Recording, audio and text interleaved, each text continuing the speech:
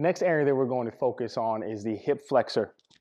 We're going to start with the foam roller, and what we will do is we'll have one side of our body that we're focusing on top of the foam roller, and we're going to be in the prone position using his forearms and his free foot, which is his left leg right here. We're going to open the hip so we're not completely parallel to the floor. We're going to open the hip so we can target that particular hip flexor area, and it's just a very small area, about 6 inches, that we're going to roll back and forth between using our forearms and using our feet to manipulate our body. We may have to open and close the hips just a little bit to focus in this area, but this is going to allow us to get proper hip extension as we loosen up the muscles in that hip flexor area.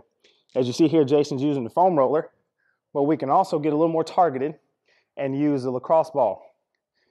Because of the smaller surface area that we're going to cover, we want to make sure that we put it about an inch outside of the belly button and then go down about an inch or two. This is going to get us right into the psoas, a muscle that's deep inside of the abdomen and the hip. And as we can't see right now, but the ball is right there and Jason's right in his hip, and he can feel this. He's putting pressure down onto the ball by driving his hips into the ground. He's using his free leg to also add some tension and resistance to the ball. He can flex his knee to open his hips a little bit. Okay, flex and extend his knee to open his hips so that that hip drives down into the ball, and the resistance from the ground is going to force it into the psoas so that he can release that muscle and get that tension out of the hip.